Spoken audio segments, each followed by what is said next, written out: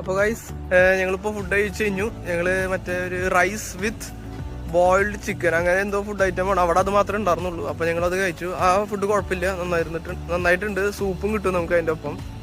അപ്പൊ അത്യാവശ്യം കുഴപ്പമില്ല, നല്ലൊരു ഫുഡാണ്. അത് കഴിഞ്ഞിട്ട് ഞങ്ങളിപ്പോ ഹാലോങ് ബേ ഹാർബറിലേക്ക് നടന്നുകൊണ്ടിരിക്കുക.